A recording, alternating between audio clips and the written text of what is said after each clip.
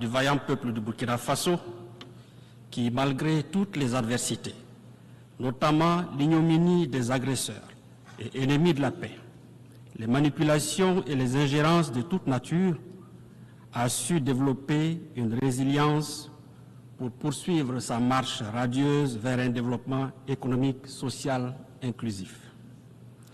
Il me plaît également de vous traduire au nom du gouvernement et du peuple burkinabé mes chaleureuses félicitations pour votre brillante élection à la présidence de cette 79e session ordinaire. À votre prédécesseur, M. Denis Francis, j'adresse les félicitations de ma délégation pour les acquis engrangés au cours de son mandat dans un contexte international particulièrement marqué par des divergences profondes. Monsieur le secrétaire général, le Burkina Faso apprécie à leur juste valeur les actions que le système des Nations Unies et ses partenaires, sous votre coordination, continuent de mener sur le terrain en soutien aux efforts du gouvernement. C'est d'ailleurs à ce titre que mon pays se réjouit du choix du thème combien évocateur et interpellateur de cette 79e Assemblée générale. Ne laissez personne de côté, agir ensemble pour faire progresser la paix, le développement durable et la dignité humaine pour les générations présentes et futures.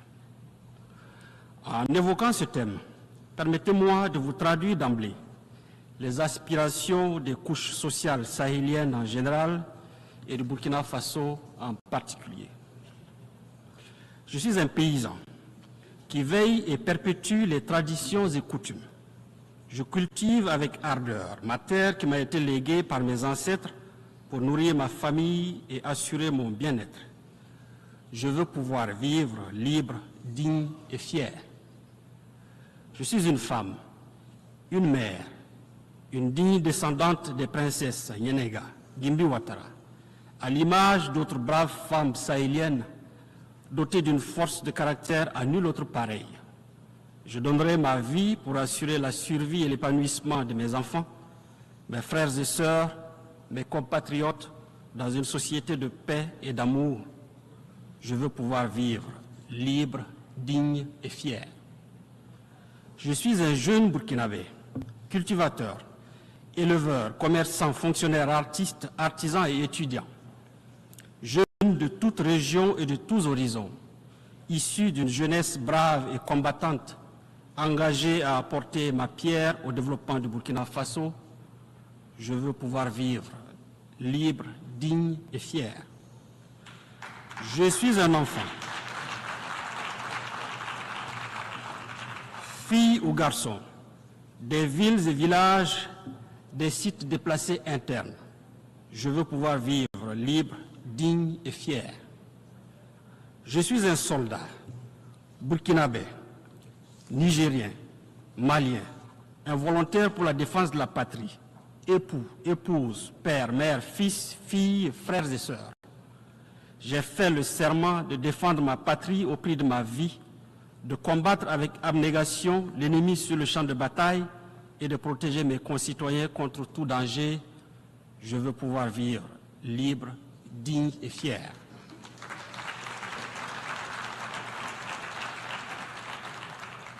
Je suis un Burkinabé vivant à l'extérieur, travailleur courageux, acharné et honnête, originaire du pays des hommes intègres. De mon séjour, loin de la mère patrie, je participe avec enthousiasme à la lutte commune pour la paix et la stabilité de mon pays et de ma sous-région.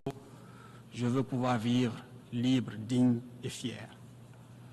Monsieur le Président, ces aspirations sont les balises qui organisent l'action du gouvernement dont le combat est de créer un cadre pour que vivent libres, dignes et fiers les hommes et les femmes du Sahel. Le thème de notre session, fort apprécié pour sa pertinence, exhume en réalité une préoccupation fondamentale aussi ancienne que les Nations Unies et qui est abordée par la quasi-totalité des débats qui se sont succédés ici même. C'est dire qu'il ne s'agit plus véritablement de réfléchir sur quoi faire ou que faire. il s'agit de donner corps et vie à nos discours à travers des actes concrets. Nous devons aller au-delà des mots pour enfin agir en faveur d'un monde plus juste, débarrassé de préjugés et de stéréotypes qui tendent à reléguer certains peuples ou certaines parties de la planète au second plan, condamnés à attendre dans les geôles de l'isolement et du mépris une aide potentielle à la merci et au gré des humeurs de puissance qui prétendent être les seuls à pouvoir indiquer la marche et le rythme imprimés aux autres.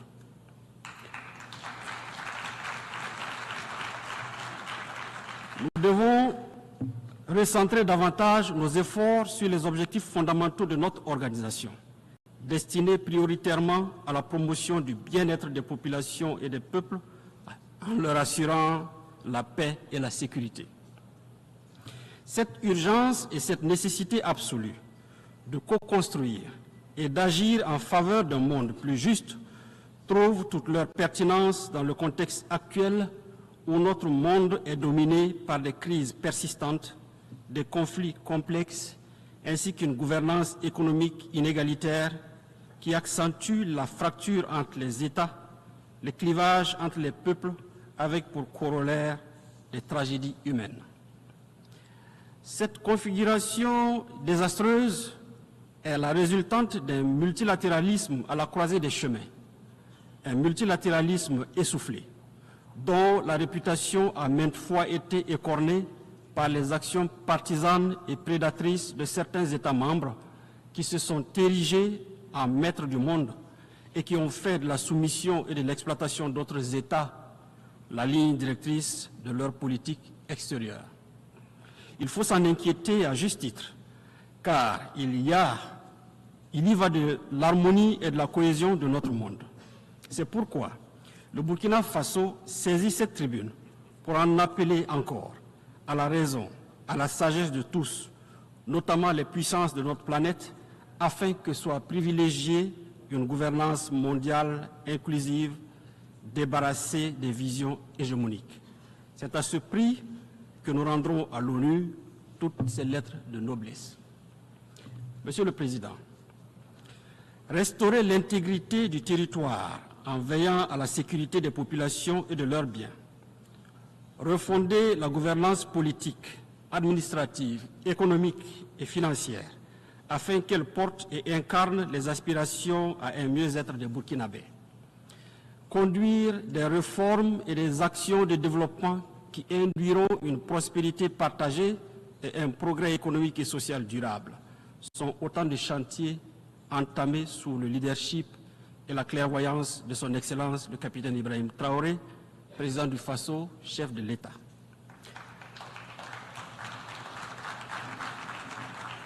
Le peuple burkinabé, qui a décidé d'affirmer et d'assumer sa souveraineté en mettant fin à son asservissement et qui a fait preuve d'une résilience extraordinaire, à l'instar de toutes les populations du Sahel, a compris l'enjeu et la portée de cette lutte et s'est mobilisé aux côtés de nos forces de défense et de sécurité.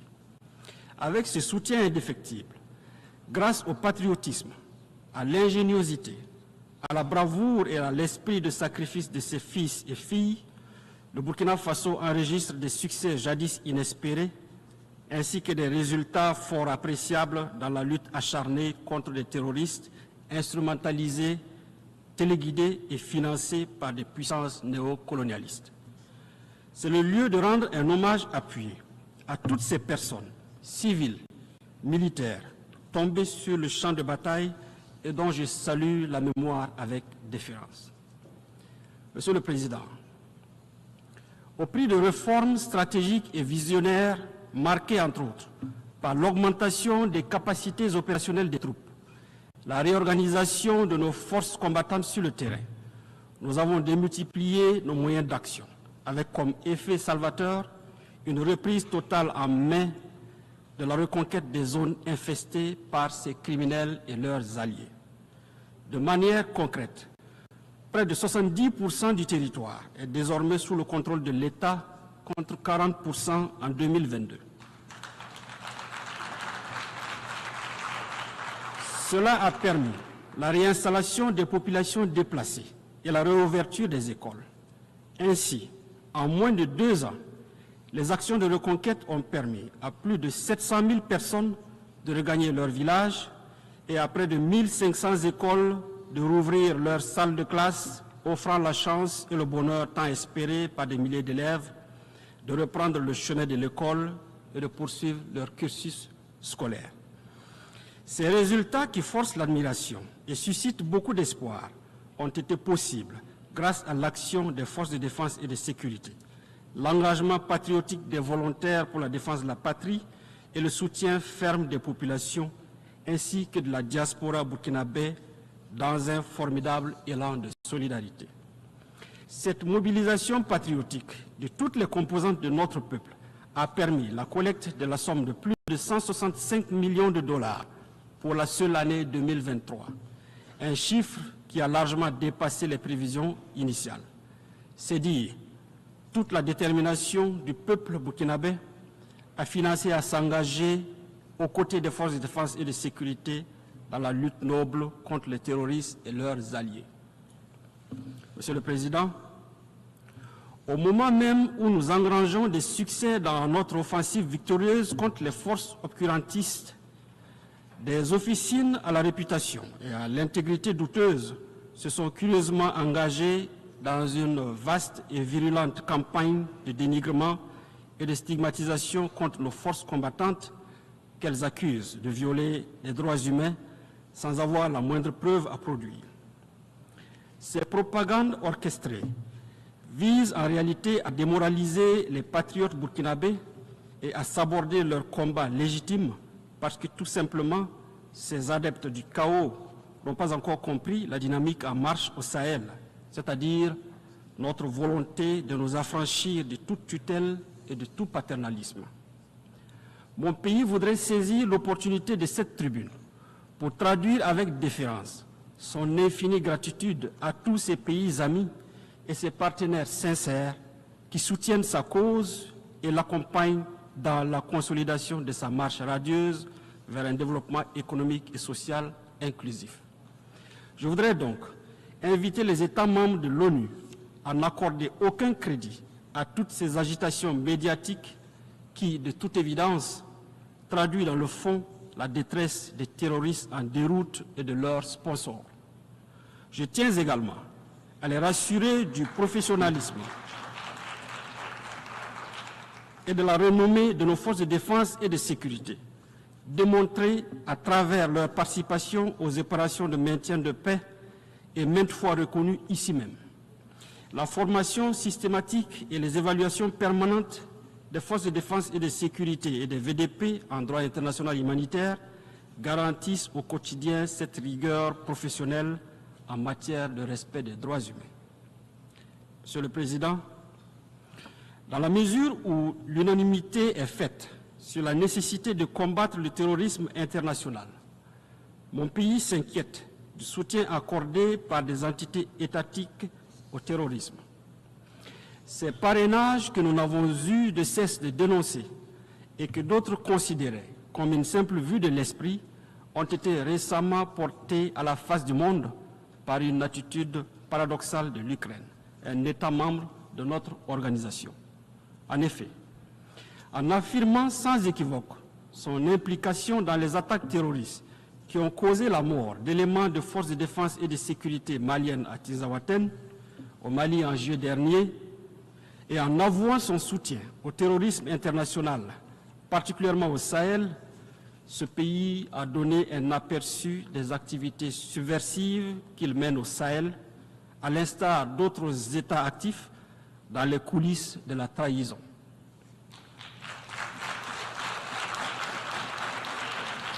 Nous réitérons notre condamnation ferme de ces actes d'agression et d'apologie du terrorisme qui violent la Charte des Nations Unies et les conventions internationales y relatives. Ces faits particulièrement graves sont révélateurs des velléités qui ont constamment jalonné l'histoire de notre continent, à savoir la balkanisation, les assassinats de leaders, l'ingérence dans la politique intérieure des États et la prédation comme but final. Les moyens pour y parvenir vont de la manipulation des élites nationales et des organisations régionales et sous-régionales à la perpétration de guerres par procuration, comme c'est le cas au Sahel, où l'Ukraine et d'autres pays financent et arment impunément des terroristes.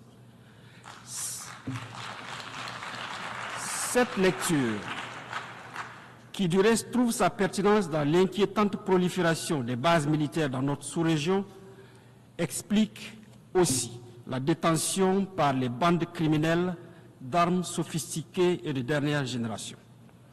Face à ce terrorisme de type nouveau, la stabilité et les fondements de nos États et de notre organisation sont compromises. Il urge donc d'engager des actions vigoureuses. Pour leur part, et s'agissant du cas de l'agression ukrainienne, les pays de la Confédération des États du Sahel en ont déjà saisi le Conseil de sécurité le 20 août dernier. Et nous attendons des réponses fermes à ce titre. Monsieur le Président, face aux impératifs sécuritaires du Sahel, le Burkina Faso, le Mali et le Niger ont décidé en toute souveraineté le 16 septembre 2023, à travers la charte du Liptako-Gourma, de la création de l'Alliance des États du Sahel. Il s'agit d'une alliance militaire. Il s'agit d'une alliance militaire de défense collective et d'assistance mutuelle pour lutter contre le terrorisme et la criminalité en bande organisée sur leur territoire. Pour apporter également des réponses idoines aux défis complexes de développement, les pays de l'AES ont décidé d'étendre le champ de leur coopération aux autres domaines prioritaires de leur espace. Et c'est dans cet esprit que s'est tenu le 6 juillet 2024 à Niamey au Niger, le premier sommet des chefs d'État de l'AES. À l'issue de ce sommet historique, leurs excellences, le capitaine Ibrahim Traoré, président du Faso, chef de l'État, le colonel Assimi Goïta, président de la transition, chef de l'État du Mali, et le général de brigade Abdraman Tiani, président du Conseil national pour la sauvegarde de la patrie, chef de l'État du Niger, ont adopté le traité portant création de la Confédération des États du Sahel.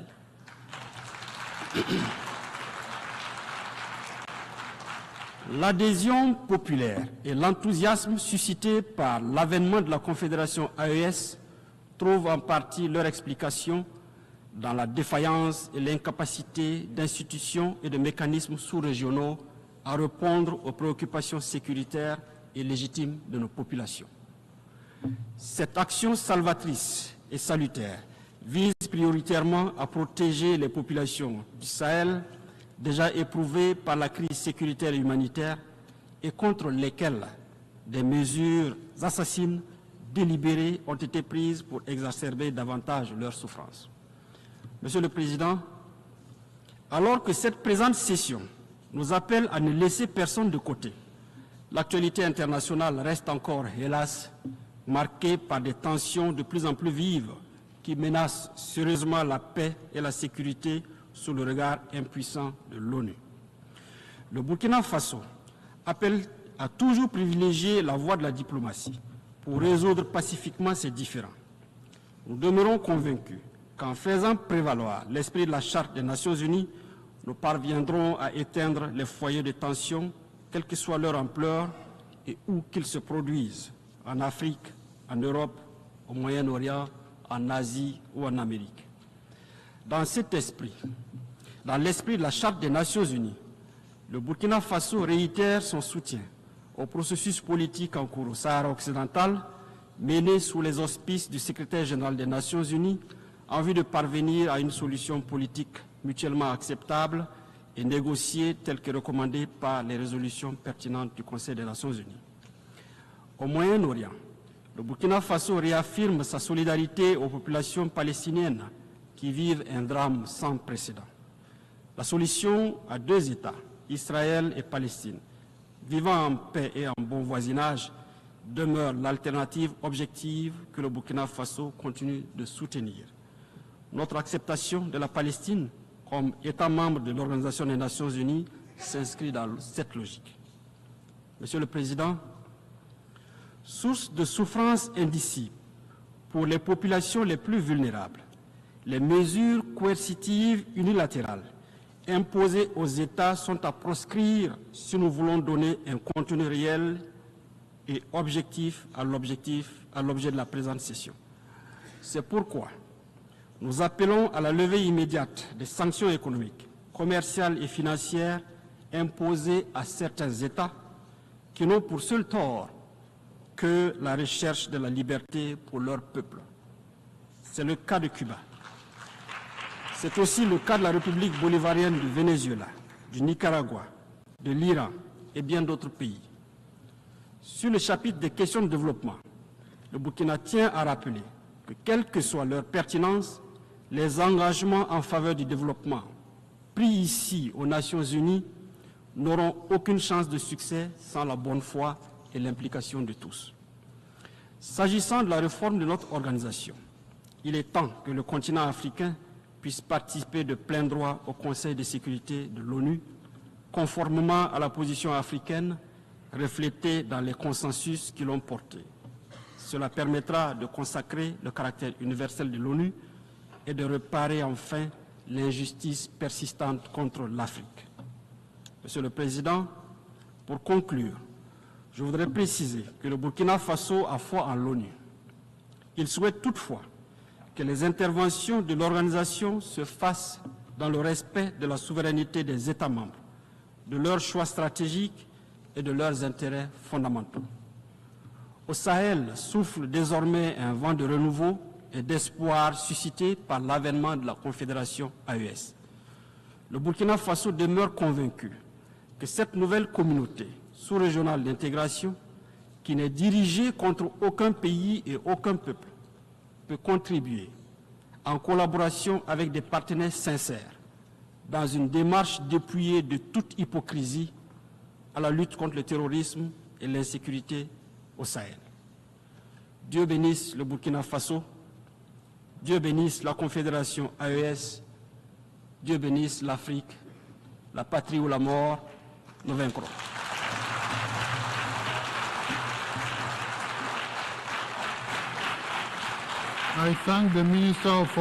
Je remercie le ministre des Affaires étrangères, de la coopération régionale et des Burkinabés à l'étranger du Burkina Faso.